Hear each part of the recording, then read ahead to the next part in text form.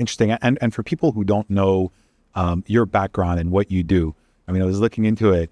You're an icon carver and you work with religious ideas. I mean, it's also a very unusual background. What does an icon carver do? I mean, in the 21st century, can you maybe give us a little bit of color on that? Yeah. I mean, it's become a little funny to say that I'm an icon carver. I still play along with it. It's funny. We have to understand the fact that I carve icons in a bigger scope that is within a frame of a transformation that I had in my 20s about how the world functions. And very similar to the thing that Jordan talks about, which is that I realized that things had to be connected. They had to be connected down here, and they also had to be connected to higher forms of participation. And so as someone who was interested in art, who had studied art, I was trying to understand how it is that I can apply this vision to the art practice that I have. And that ended up being this notion of carving things for the church. That sounds weird for a secular person to understand that, but the idea is that in the modern world, art is seen as art for art's sake. And therefore, it becomes, it is set adrift to kind of explore all kinds of ideas. But at some point, you realize that there's a kind of idiosyncrasy to it. There's a kind of lack of vision and a lack of anchorage. And so because I wanted to re-anchor things, I thought we need to start with the highest, which is we need to start with a type of art that is both serving the community, because that's what icons do, right? They actually are given to people. You know, they're in churches, they're doing that. But that is also aimed towards the highest thing possible, which is this transcended good, which is beyond the world. And so trying to kind of get that first vision is also what led me to the other types of things that I do, because now I write fairy tales, I do all kinds, I make t-shirts, I do all kinds of things, but they're anchored in this vision of not just ideas floating up there and then a kind of business or technology floating down here, but a way to connect them together. And as an artist, I've worked with many artists as a copyright lawyer over the years. And it's very interesting that it's true that art, when you look at art in a Western society today, I mean, some of it is just completely commodified, looked at as a consumer good to, advance your career, make money.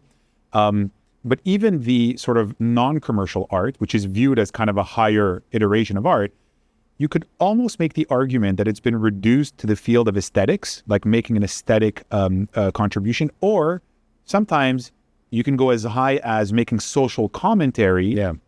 But it's true that the broader, making a broader transcendent point or divine art has been kind of shunned. It's not something that we see very much in Western society. Do you think that's true? No, I think that's true. I think that there's a whole trajectory of Western art which leads to the commodification of it. The first thing to see is how art at the outset becomes simply a relationship between a performer and a public, whether it's painting that you make to be looked at, whether it's music that you make to be listened to. We have to realize that in most traditional societies, art is participative. And so there's a reason why there's a connection between music and dance, or music and liturgy, or music and panegyric, because music used to be written for reasons. And so you write a dance and then people dance it. You write a song in church and then people sing it. And this is a way in which art is integrated into the social fabric. Whereas around the 16th century and moving forward, we start to create this idea that culture is in some ways people who produce culture and people who consume culture. And then you end up, downstream from that, what you basically end up with is something like Netflix, where you just sit in your couch and you eat something, you eat popcorn, and you just decide what it is that is going to entertain you today. But there's a form of alienation in that type of art. And that is true at the highest level of art as well. Let's say visual art now is, you have museums what exactly is a museum? A museum is a place where you put paintings so people can go and look at it.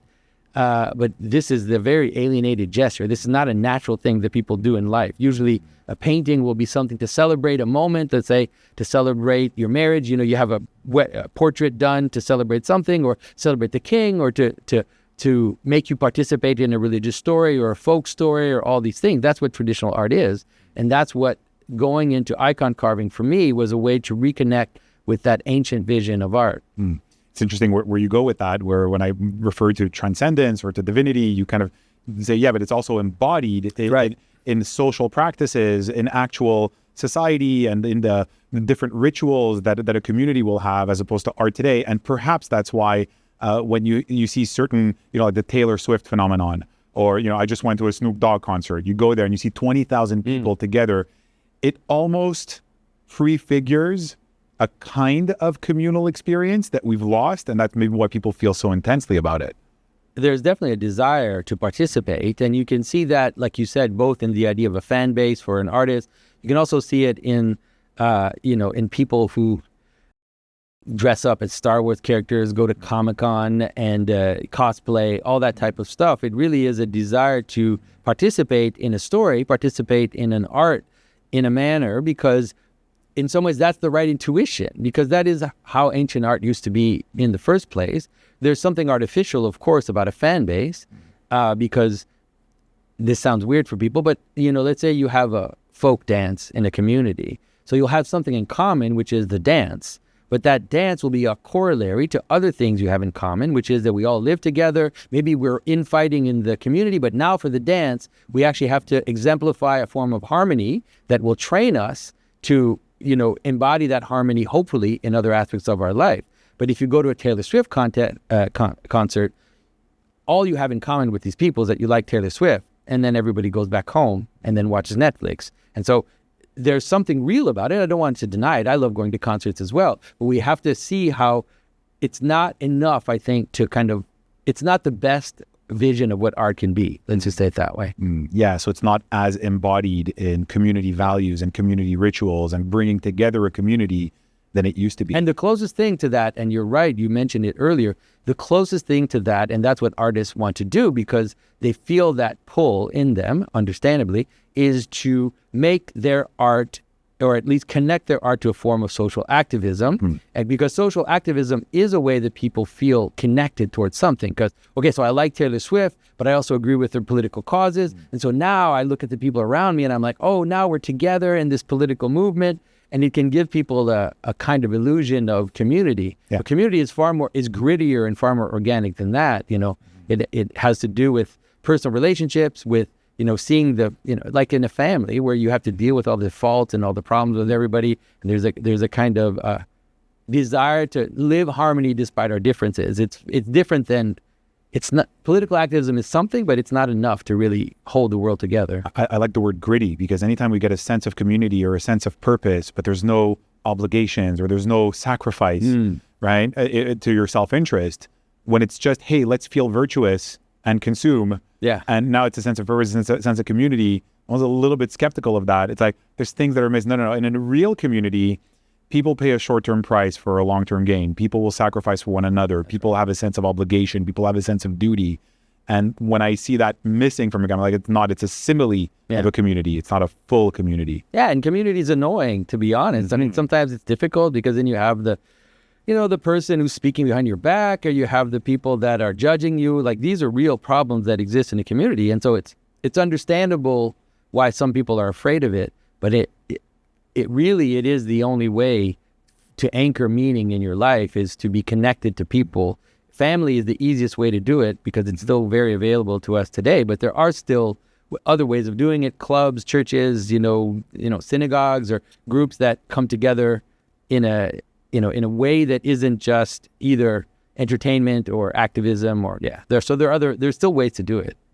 Yeah, absolutely. So before we delve deeper into the symbolic world and this whole terrain of symbolism and myth and stories, I want to just check in with you again on the opposite conception that you've already mentioned about the new atheists. So the materialist view of the universe, of the cosmos. Basically, only the things that you can touch, feel, measure are real. All this other stuff, it's nice little stories, it's fairy tales in the demeaning sense, where there's a deeper, right? It's perhaps an elaborate illusion. Perhaps it's a little bit, I had a conversation with a neuroscientist, Daniel Levitin, who studies music. And he said he had a long-standing argument with Steven Pinker because Steven Pinker refers to music as auditory cheesecake. Okay, just something that is pleasant but has no evolutionary. I can tell that that sets you off. Insane.